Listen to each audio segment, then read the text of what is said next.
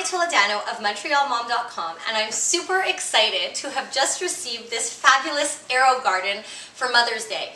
And I'm so excited about it, and I'm so excited to see how these herbs actually end up growing that I thought I would share it on my blog and have a vlog follow-up to see how the herbs end up growing and whatever plants I end up planting in the future. So the first thing that we need to do is unload it, which I've done here. And the next thing is to actually put water into the AeroGarden. So we need to open it up and fill it up into the AeroGarden, just room temperature water. Now that I've finished pouring in the water, I'm going to put in the seed pods of the herbs. So everything comes in this seed kit, and I'm going to start planting or putting in the pods. We put the taller ones at the back, so I'm putting in dill here, and I'm supposed to just sort of push them in. There we go. And I've got some Genovese basil.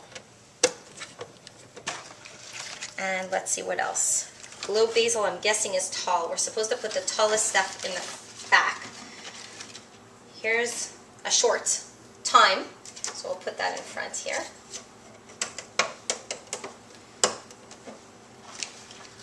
And I guess I'll just put the other ones around. So I've got dill, Genovese basil, lemon basil, globe basil, thyme, oregano, and mint.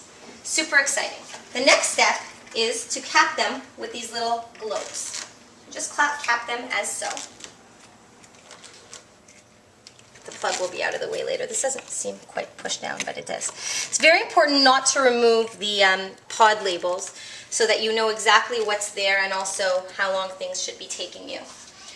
Okay, next step is we've done the seed pods and the globes. We're going to record the planting date on the flap of our, well, they say the inside flap. I'll just mark it down here. So today is Mother's Day.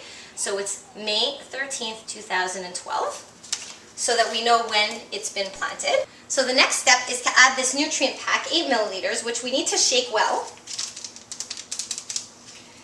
before adding. That looks pretty well blended.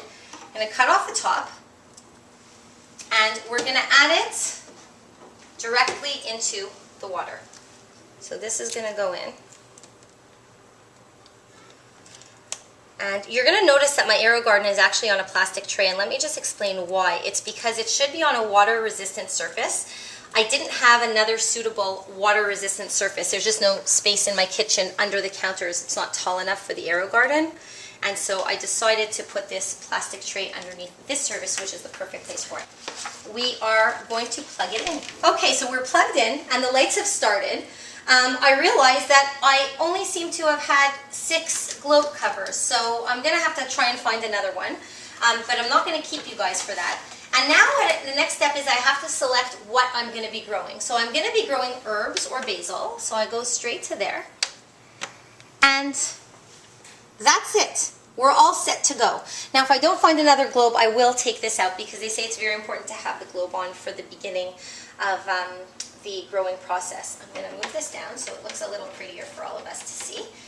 And that's about it. So I'll keep you posted on how things go with my AeroGarden. So I haven't mentioned at all the time that it takes to grow these plants. So an example is dill would take between 8 and 21 days. The Genovese basil between 8 to 12 days. The lemon basil, 4 to 7. The globe basil, 4 to 7. Oh, sorry, the Genovese basil, 6 to 12 days. That's awesome.